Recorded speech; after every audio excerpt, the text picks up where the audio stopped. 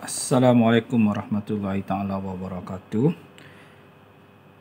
So today we continue our class in topic the Doppler effects. Today we need to understand what is meant by the Doppler effect. Okay, so what is a Doppler effect? So actually the Doppler effect is a change in the frequency of the sound heard.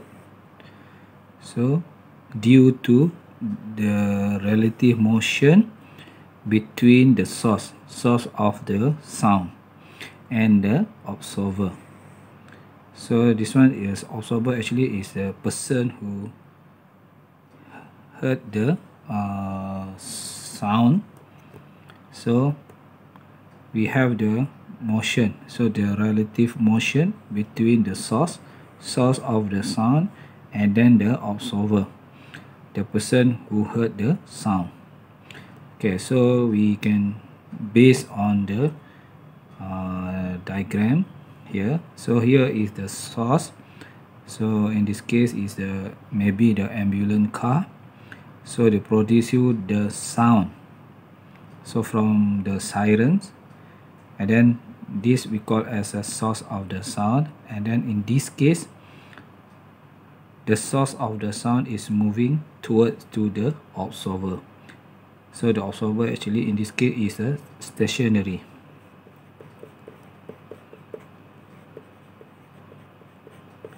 So in the Doppler effect we have a lot of cases. So this one is one type of the case. So the source is moving toward to the observer, where the observer is stationary.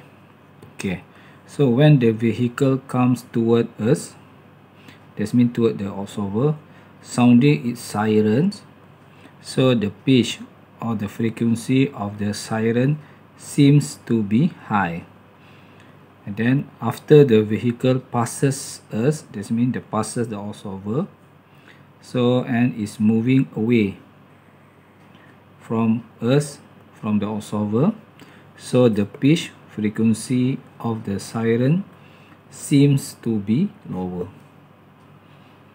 So that means when the source of the sound is toward to the observer, so the observer heard the frequency high, and then after the ambulance or the source of the sound passes the observer, so the observer heard the lower frequency.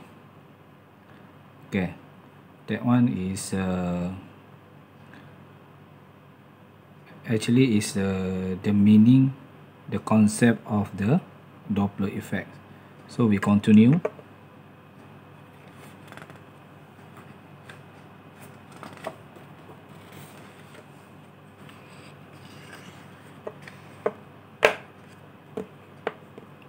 Yeah.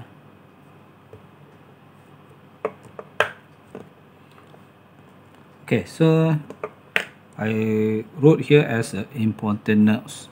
So because we need to understand, so the high and the lower frequency. So the frequency of the sound as heard by an observer is different from its true frequency. This one is the true frequency, that means the source of the frequency of the sound wave. If there is relative motion, so the relative motion between the source and the observer. So when we have the motion, the relative motion between the observer and the source, so what happened to the observer? So the observer heard the frequency indifferent, maybe high frequency and the lower frequency. Is depends on the situation here. For this case, the siren is moving toward the observer, so the observer will heard the high frequency, and then after the source of the sound is passes the observer, and then the observer heard the lower frequency. Okay, so this one is the important notes. So we have to know when we can hurt the high frequency and when we can hurt the lower frequency. Okay, so we continue. Okay, so before we go for the mathematics of the Doppler effect, so I have to declare here the symbols of the anything we can use in the Doppler effect. So the first one is the speed of sound in medium, so is a V. So of course the unit is meter per second because this one is a speed. Okay, speed of sound in medium, so normally this magnitude will give in the equation. Okay, so the second one is the speed of source. Speed of source, so Vs. So the unit is a meter per second. So speed of source, that means the speed of the object that produce the sound wave. Okay, so number 3 is speed of observer. So speed of observer, that means is refer to the speed refer to the observer. And then the source, the symbol of source is a S. Then the symbol of observer is a D. This one just only the symbols. Real frequency from the source, so the original frequency produced by the source, so the symbol is Fs. And then of course the unit is a hertz. And then is a apparent frequency heard by the observer, so this one Fp, so the unit still hertz. So the apparent frequency heard by the observer, so this one is the most important symbol, because normally in Doppler effect we try to find the apparent frequency. So make sure you know how to the symbol of the apparent frequency.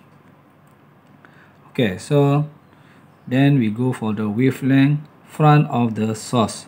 So the symbol is the lambda prime. So if the wavelength front of the source, so the lambda prime.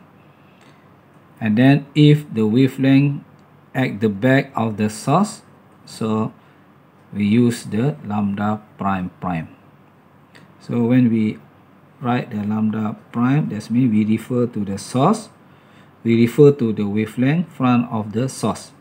If we write the lambda prime prime, that means we refer to the wavelength at the back of the source.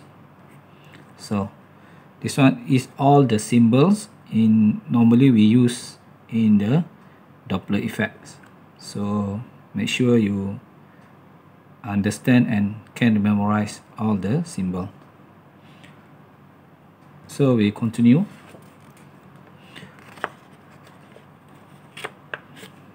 Okay, so we continue. So understanding wavelength in front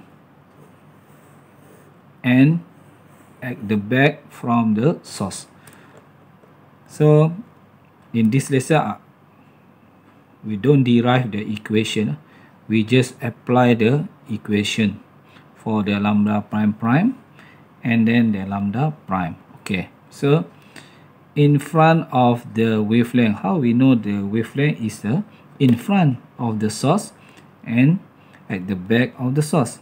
Okay, so here is the symbol, here is the source, S is the symbol of the source, and then Vs is the velocity of the source. So now the source of the sound wave is moving here, so they produce the sound wave. So the sound wave can propagate to the right, to this side, or they also can propagate to this side. then we have to declare which one is the lambda prime, which one is the lambda prime prime. Okay, so here is the source. So the wavelength, the wavefront here, because the source is here, this moving here. So in this case, this one we call as the lambda prime. Then the source is moving here. So here also we have the wavelength. So this wavelength we call as a lambda prime prime. Okay, so I repeat. So the source is moving here. So and then the wavefront is here. We call as a lambda prime, because this one is the wave front at in front of the source. Now here also we have the wavefront, but because the source is moving here, so here we is at the back of the source. So and then here we call as a wavelength lambda prime prime. So here is the back, here is in the front. So hopefully the student know which one is a lambda prime and which one is a lambda prime prime. Okay, so then they already know which one is a lambda prime, which one is a lambda prime prime. So we go for the equation. So the equation for the lambda prime is a v. V is a speed of sound here, and minus the vs. Vs is the speed of the source, over the fs is the original frequency or the frequency produced by the source fs. And then for the lambda prime prime, just change from the minus to the positive, here. So you have the equation for the lambda prime prime is a v, speed of sound, plus the speed of the source, and then over the frequency of the source. Then you have the equation for the lambda prime, and then the equation for the lambda prime prime. Okay, so you know the equation for the lambda prime and then the equation for the lambda prime prime. Okay, so after this I'll give you the example for the Doppler effects. Until now we stop here. Thank you.